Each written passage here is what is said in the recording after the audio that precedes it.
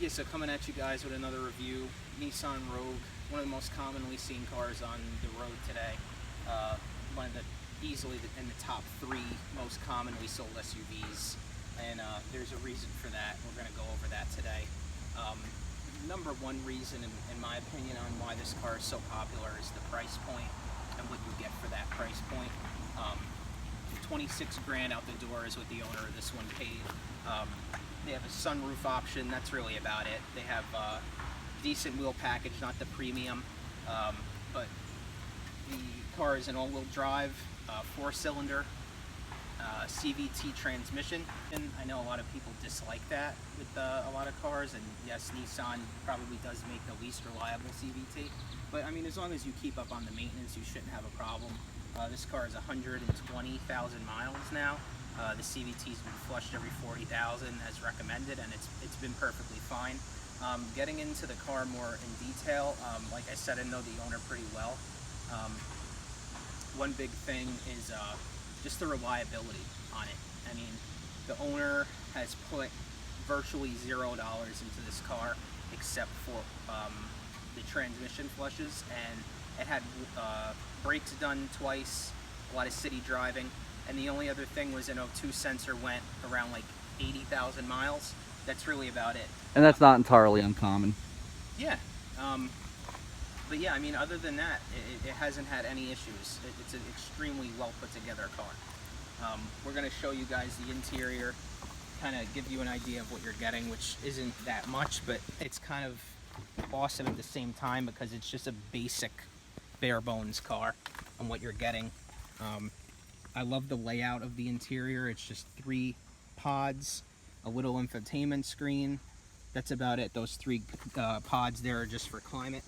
The back seats, I mean, they're not really that roomy, but you're not going to die on a long trip either. They're really not that bad. With them down, which I'll show you, putting them down. Super easy to put them down as well. Yeah. And then you get into back here. Like you have a lot of cargo room. Sorry, getting in your way there, buddy. A ton of cargo room. The all-wheel drive system is pretty solid. It's nothing crazy. Like I wouldn't compare it to like a Subaru or an Audi's all-wheel drive system, but I've gone through a pretty nice amount of snow in this thing. Moving on to under the hood, show you guys kind of how everything's laid out here, and it's actually pretty simple. If I could get the hood latch undone, that would help. Hood, oh yeah, that's another thing. Holy shit, this hood is heavy. It's so heavy for no reason. Yeah, everything's laid out really simple. Airbox, battery, I mean, it's all very simple car. Easy to work on. We haven't really had to work on it though. Yeah. But if we did, it would be pretty simple to do. So that's good.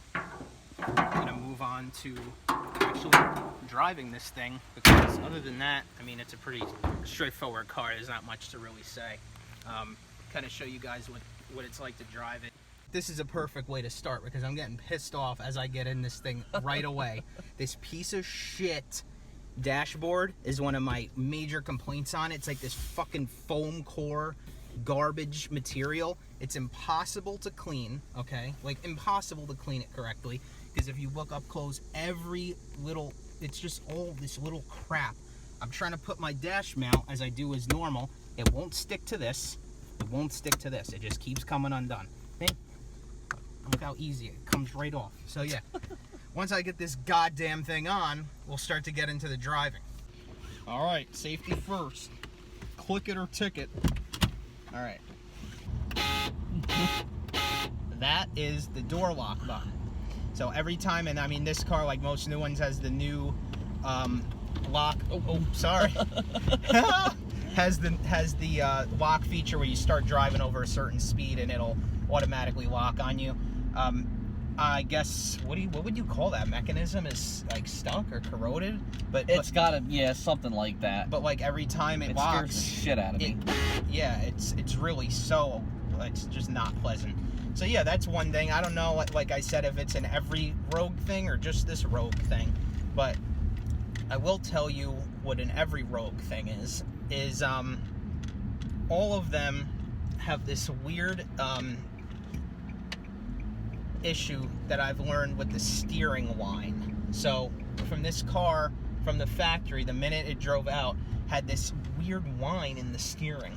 Oh, right? I remember you talking about that. And I remember, what did you say? You chalked it up to being kind of like your simulation wheel for your game. Yes, right? yes. So yeah, it's just, I mean, it doesn't affect the drivability of the car. It hasn't affected anything. It's just not quality, you know. But like I said, it's a very cheap car. Well, it is drive-by-wire, the steering. Yeah, so I mean, I'd have to look into it more myself, but I mean, I don't know. Maybe there's electronic gears in there that help assist the smoothness of the steering. Like I said, though, I mean, I would compare it to, I have a simulation wheel for the Xbox One, because I'm like a little kid. I have the seat and everything, and the shifter and the whole nine. But yeah, that's what it sounds like, and it's annoying. It's very annoying. It is annoying, but you know, that's one of the weird things about it. Another thing is the general sound of the motor. It's like it's so raspy for what it is, right? Yeah, it definitely makes more noise than you would expect. Yeah. So we're actually right now we're going kind of off road a little bit here, and on like a dirt road, and it really, car feels very nice. The car rides great. It does ride pretty nice on bumps and things like that, but when you're sitting in the back, it's not the most pleasant. I've actually gotten car sick back there, and I do not get sick in cars ever. I'd say another annoying thing, right, is the body roll in this thing. Oh yeah, you definitely feel the top heaviness. Yeah, it's pretty bad with that, but you're not really buying this bitch to slam some turns. Yeah, no, it's an SUV. It is what it is. Like, we're going down a windy hill right now, and it's I've driven the car a few times already. There's a few times, actually picking you up from the airport. I had the privilege of driving this car. I don't mind it at all. I'm a Nissan fan. I've always been a Nissan fan. Not my favorite cars, but they always make really nice driving cars. I think one of the most comfortable cars I've owned out of the 16 plus vehicles I've owned now was my 95 Maxima. Yeah, those were great cars. Super comfy. I'm a big Maxima guy. I've owned quite a few myself of all different years. Yeah, but this being an SUV, I mean, it just rides nice. I've owned a few SUVs myself. I had 2 Ford Explorers, and believe it or not, this actually has more. We were just talking about the body roll. This has more body roll than my Explorer did, and my Explorer was a little bit wider, a little bit bigger than this. Yeah. But it's a Ford, and it was a piece of garbage, and the transmission blew up like every other Ford, so.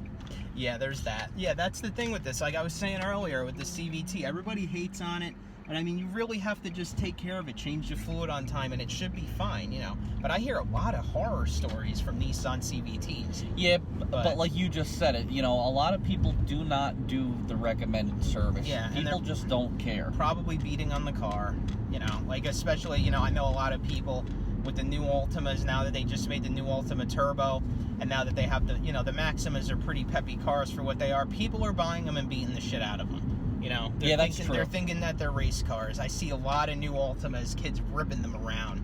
You know, that's funny you say that. That is true, because like I know my uncle had one of these, and he beat the hell out of it. Hey, speaking of opening it up, put the power down. Oh, just blew the CVT. I mean, this thing actually gets out of its own way. It really isn't. It's not like Murano with the 3.5 fast, but for a 4-cylinder, it's able to put the power down quickly to get out of its own way because of the CVT. There's no downshifting. There's none of that garbage. So it puts it down quick, gets out of its own way. I think it's got 170 horsepower. That's plenty for this thing. It's not an extremely heavy SUV. I want to say the curb weight's what, like 38 maybe? That's not. Right? It's not probably less than 30, that. Yeah, I think it is. Actually, it's got to be less than that. I think it is. Yeah, I think it's maybe 35. So yeah, it's not bad at all. Takes bumps decently. Takes a good bumperoonie. Nothing crazy. That's about it from this thing. We're not going to go too crazy into it, but we just wanted to do a review on this bad boy because we have access to it, and it's a very commonly seen car, commonly talked about car, commonly bought car. Yep. So, and as far as recommendations, I would totally recommend it. Yeah, not even without a doubt in my mind, I'd recommend this car. Yeah, you know, if to you, anybody. Yeah, if you are looking for something affordable, something, you know, you're not mechanically inclined, so you're not looking to spend a lot of money bringing it to the shop all the time, this is a reliable car. This car has seen the shop for a single day in the 5 or 6 years the owner has had it. So, yeah. I mean, and it was for that O2 sensor. It was hung up for a day. Yeah, I mean, and if you could swing it, this is a car I would buy brand new or close to brand new. Yeah. You know, once it's over 100,000 miles, Nissan, unless you're getting a good deal on it, I wouldn't recommend going that route. Yeah. But you could get one with, honestly, what I would do for this car, I'd never like to buy anything brand new, especially Nissan Infiniti product with the depreciation that they have. Yeah. They're not a Honda or Toyota with the book value, or Subaru. They lose value badly. So I would recommend this car in the 30 to 40,000 mile pre-owned range. Take that nice 10 grand off the top. Yep. And just get into a basically brand new Rogue. Our recommendation is, for sure, you should grab one of these if you're in the market for an all-wheel drive daily driver. That's it for us today. 2 guys, 1 car. Like, subscribe, and check out our Instagram page. Yes, _2 guys, 1 car on Instagram. Have a good day, guys. So, guys, the CVT on the Rogue has blown. Out of nowhere, blown. Honestly, I can't believe it. Even though I can believe it, because as you see in this very video that this is attached to, I kind of mentioned the CVTs being an issue on these cars, but I assume since the owner of the car took great care of it with flushing it and doing everything that they had to do, that it would be fine. But no, I guess it's just, they're shit. The CVTs on these cars are shit. So I have to, I don't know. It's tough because I really do recommend this car, but honestly, I think that it's a major issue. I really think that shifted the whole point of this video and made me, I don't think I can recommend this car now. It's great in every other way except for that, and that's a big problem. Luckily, the owner had 2 months left on their warranty, so Nissan towed the car and is putting a new tranny in it for free, thankfully. But I mean, you know, a lot of people aren't going to get that lucky, and it's a big expense, and it's a known issue. I mean, it went, I actually happened to be in the car when it happened. I wasn't driving, but I was in the passenger seat. It went out of literally nowhere. I'm in the car quite often. I've driven the car quite often, and literally, this is I'm shooting this right now about 2 weeks after we just reviewed the Rogue. So I'm just splicing this in before I post it, and I can't believe it. I really can't believe it. But yeah, it's shot. So it should be fixed within the week, though, for free and all that. But that really shifted the whole point of this video for me into saying I cannot recommend you to get a Nissan Rogue.